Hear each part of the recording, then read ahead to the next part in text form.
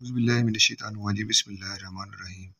अभी हमने सीखना है स्टोरेज डिवाइसेस में ऑडियो वीडियो के ये बेस करते हैं मैग्नेटिज्म प्रोसेस के ऊपर। जैसे कि सबसे टॉप पे मैंने लिखा हुआ है मैग्नेटिज्म प्रोसेस।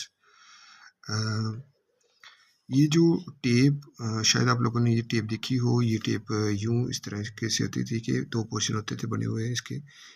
एक जो पोर्शन है वो हमारे पास आप देख सकते हैं ये है, और दूसरा पोर्शन जो है वो हमारे पास ये है, और इसके ऊपर हमारे पास एक छोटा सा हेड बना होता था और वो इलेक्ट्रोमैग्नेट कहलाता है। आप इस टेप को दो तरह से देख सकते हैं, एक ऊपर है और एक ये नीचे है। तो ये हमारे पास जो बच्चों टेप है, इस टेप के जो दो पोर्शन है, ऊपर वाले पोर्शन में आपको छोटी छोटी कहीं पर करीब लाइनें दिखाई दे रही हैं, कहीं पर करीब लाइनें दिखाई दे रही हैं, और कहीं पर दूर दूर लाइनें दिखाई दे रही हैं कि वो बहुत ज़्यादा करीब है और फिर बहुत ज़्यादा करीब है।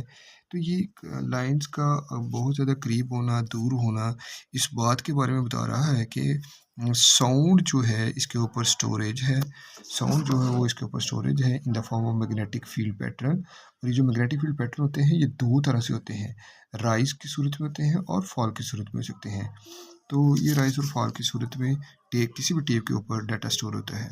इसके बरक्स जब हम नीचे वाली टेप देखते हैं तो नीचे वाली जो टेप है इसमें किसी किस्म की कोई लाइन नहीं बनी हुई। इट मीन्स कि ये वाली जो हमारे पास टेप है, इस टेप के ऊपर कोई भी साउंड रिकॉर्ड नहीं है, ऊपर वाली टेप के ऊपर साउंड रिकॉर्ड है। चलिए हम इसकी वर्किंग के वाले से सीख लेते हैं। तो जब कभी हमने साउंड को स्टोर करना हो, पुराने ज़माने में ये आपके पेरेंट्स के ज़मानों में ये टेप्स का इस्तेमाल किया जाता था, अभी तो इसका इस्तेमाल नहीं किया जाता। बहरहाल चूँकि हमारे ये टॉपिक्स में है तो हमने इसको पढ़ना ज़रूर है। तो उसमें हम अपने साउंड को रिकॉर्ड करके फिर उसे बाद में सुन भी सकते थे। तो रिकॉर्ड कैसे करते थे, चलिए हम इसको पढ़ते हैं। तो दो पोर्शन है। पहला पोर्शन जो है उसमें हमारे पास एक साइड पर टेप है,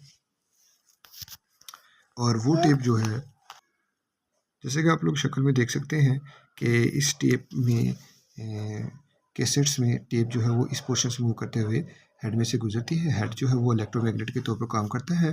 जो टेप इसके ऊपर गुजरती थी, फ्रिक्शन की वजह से उसके ऊपर कुछ ना कुछ स्पेस बच जाती थी। जैसे यहाँ से बाहर निकलती थी तो उसके ऊपर साउंड स्टोर हो जाती है। उसके ऊपर जो साउंड स्टोर होती हैं वो उस टेप के ऊपर स्टोर होती जाती हैं इन द फॉर्म ऑफ दो पोर्शन। आपको देख रहे हैं कि वो डार्क पोर्शन है, कि कुछ भी नहीं है।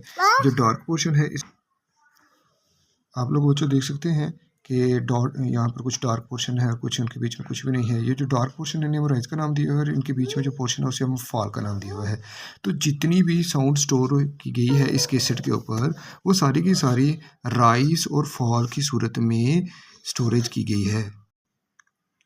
अभी हमने उसी स्टोरेज को दोबारा जो साउंड रिकॉर्ड हुई है उसको हमने दोबारा सुनना है। तो पहले यहाँ से इस तरफ जा रही थी तो इट मीन्स साउंड स्टोर हो रही थी, लेकिन अब यहाँ से हमने दूसरी तरफ लेके जाना है।